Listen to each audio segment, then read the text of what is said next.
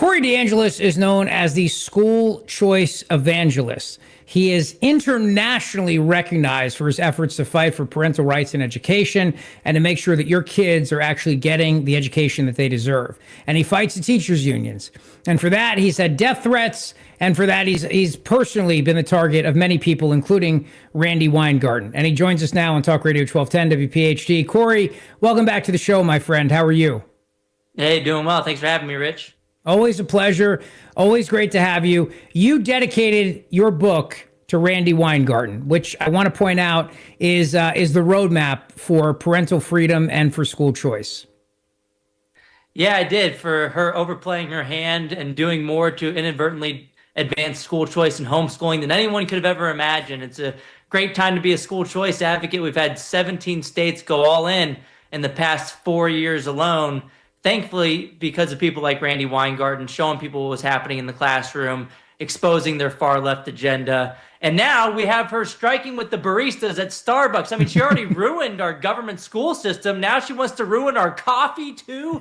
I mean, it just goes to show you they had their priorities all out of whack, and they've become more of a political organization than an education institution. The teachers union isn't really about teachers either. It's not about the kids, obviously, but they're about pushing their politics, fighting for their political pet projects. And, you know, the NEA, I just found out the other day, dedicates only 9% of their total funding to representational activities for teachers.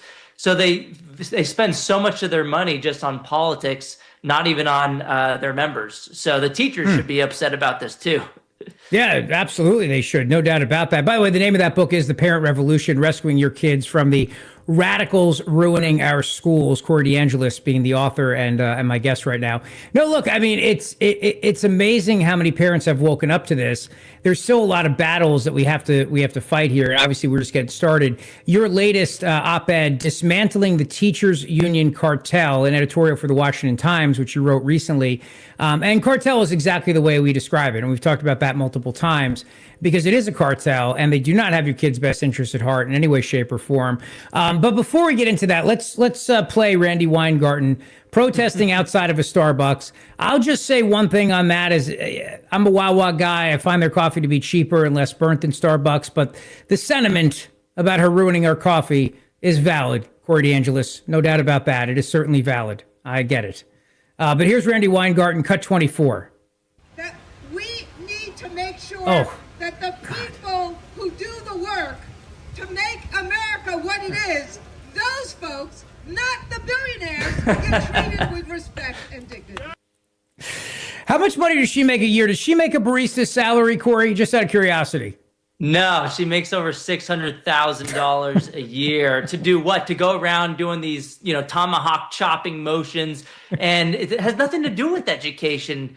You look at their annual convention this year in D.C., they had all these resolutions that had everything to do with labeling conservatives as evil people. Her book, which she copied my book cover, by the way, she said she didn't plagiarize it. She has said that it's just a coincidence that the colors are the same. But hers is called Why Fascists Fear Teachers. And so she's going around, instead of turning down the temperature right now, she's turning it up, trying to rip our nation apart and labeling conservatives as fascist. It's just totally ridiculous. But I guess she feels responsible for ruining the public education of all of those baristas. So now she has to go striking with them to demand higher pay because the best and brightest out of the government school system, I guess that's where they end up. So she's got to go lock arms with them at the Starbucks to try to shut down the Starbucks as well, I guess. But it's just any protest that she can go to, she just makes sure to try to get a mic in her hands, try to shout. She thinks if she yells louder, then more people will listen to her. But I think this is turning off a lot of teachers because, the teachers aren't seeing the money over time. Randi Weingarten is, and her Democrat candidates, who she donates 99% of the union's money to, they're seeing the money, but teacher salaries have been flat over time. So there's new alternatives like the Teacher Freedom Alliance that teachers should join, stop paying their dues to Randi Weingarten,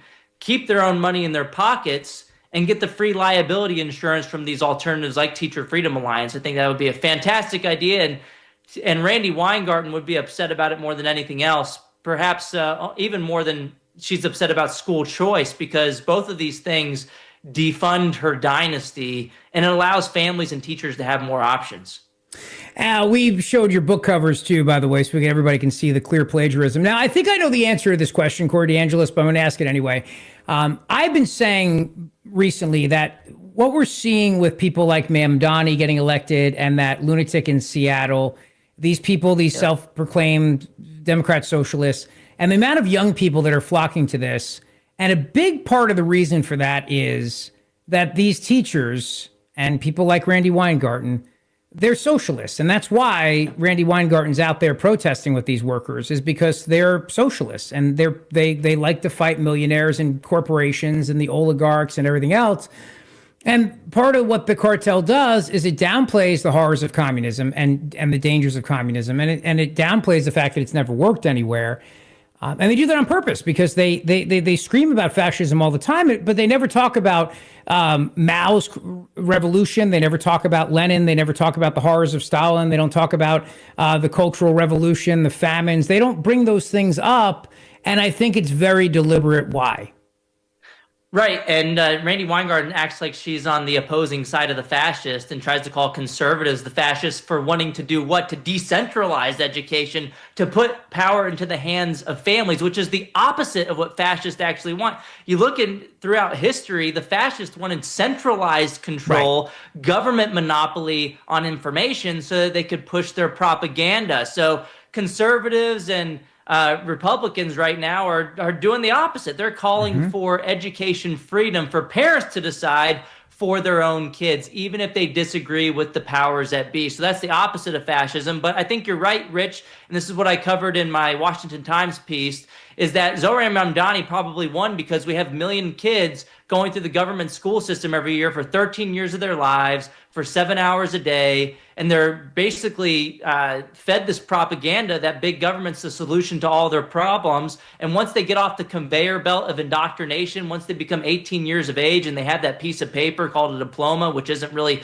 worth the paper that it's printed on these days, they're old enough to vote, and then they go and vote for big government. This is why, Mamdani won most of the young vote. The older vote actually went towards Cuomo, and Mamdani actually called for government control of grocery stores. You can't make this stuff up. That's led to mass starvation throughout history, but you have these young people who see that this idea that that's real socialism has never been tried, when we've seen it time and time again. What do they want? Instead of 1 million people dying of mass starvation, they want 5 million people. If you try it a little harder, the outcomes are actually going to be worse if you had real socialism unfold in America. But this is part of the problem. The radical left has figured out that they don't have to have their own kids anymore. They can infiltrate the government school system, raise your kids for you, whether you like it or not, and get your tax money while they're doing it, and push against everything you're trying to teach at home. So conservatives, while they are having more kids than liberals, they can't win this war just by outpopulating the opposition.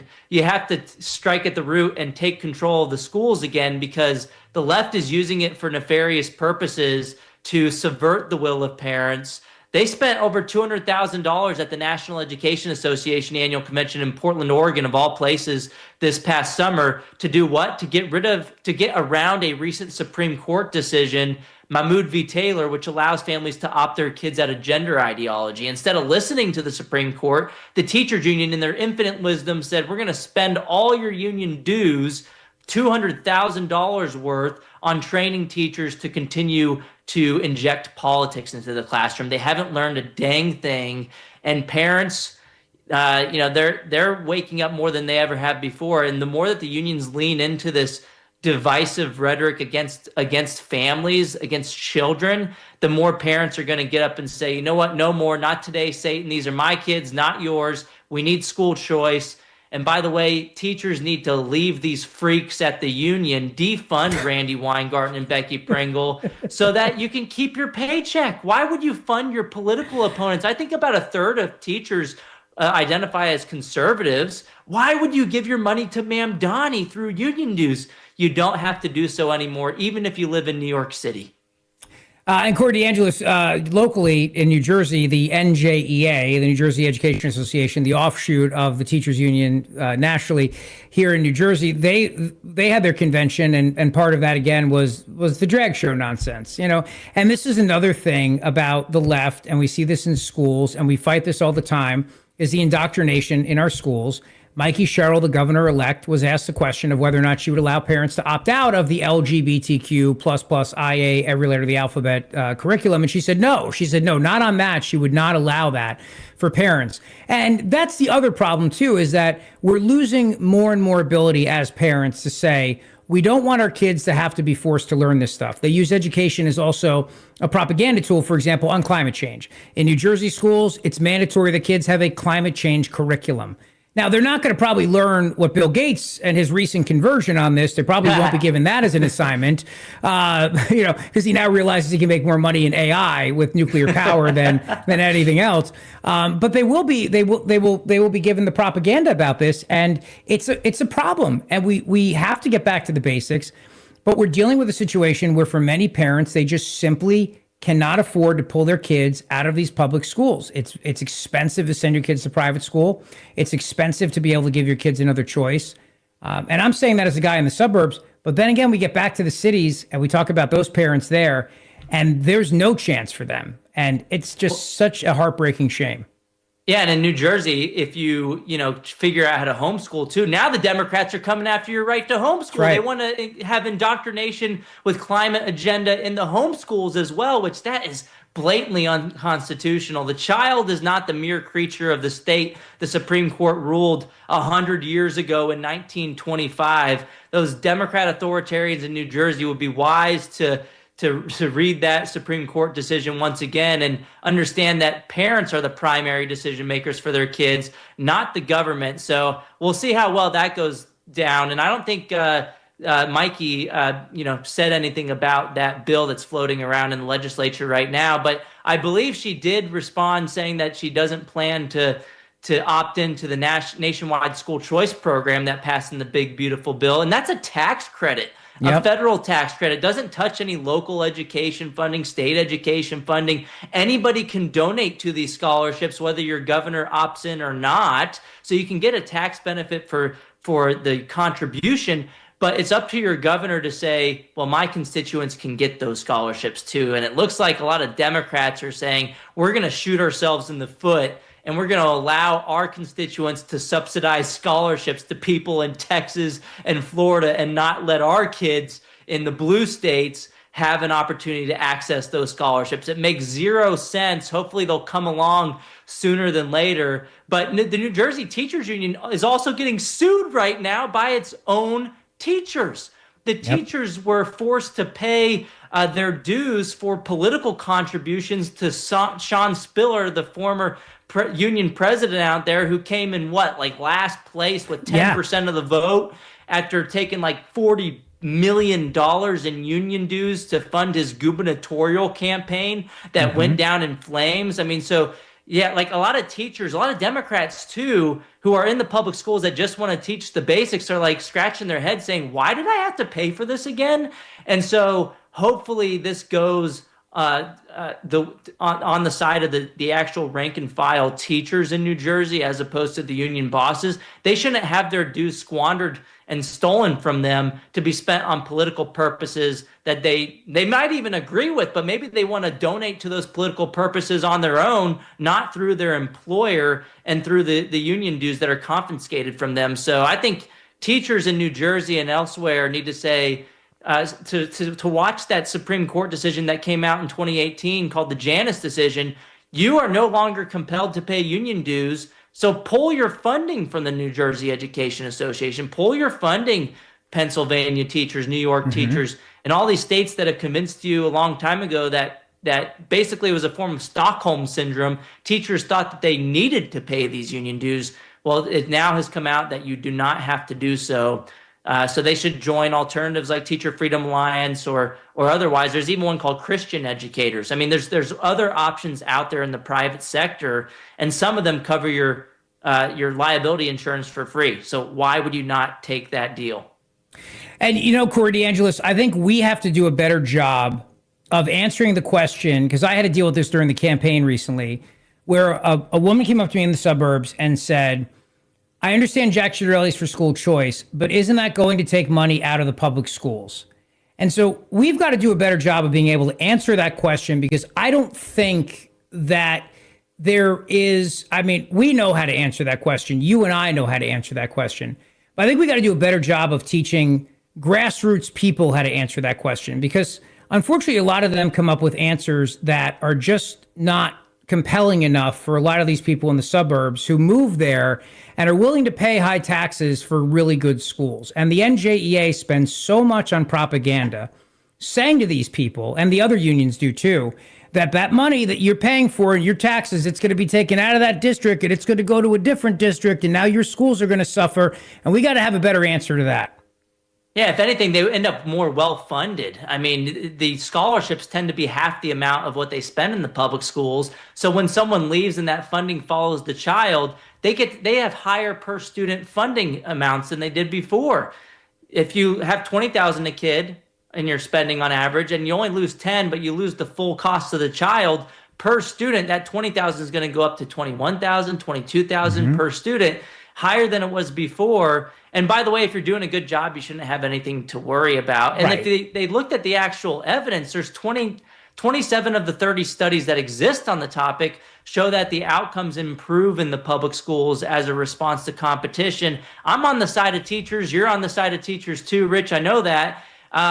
But the thing is, their employer, the district right now, with a monopoly, it has no incentive to spend the money wisely. Why are they going to give the money to the teachers? They give the money to the superintendents. They give the money to creating these Taj Mahal buildings for the district administrators, but it doesn't go towards the teachers. Salaries have been flat over time while funding has blossomed. And so the kids don't benefit. The teachers get the short end of the stick. And so I think you're right, Rich. We need to point out that this isn't teacher versus parent. This is teacher and parent versus the blob. This is them versus the monopoly system that doesn't give a crap about either of those groups. So fund the student directly. More of that money gets directly funneled to the teacher as opposed to the administration. Follow him on X at DeAngelis. Corey, hey man, as always, I appreciate all your great work. You are leading this revolution, and I know it's a battle, but we'll get there one day. We're making progress every single day. It was a big progress getting that in the one big beautiful bill. I mean, huge. That was a huge win, and you were at the forefront of that every single step of the way. So I salute you for that, and thank you again for coming on the show today.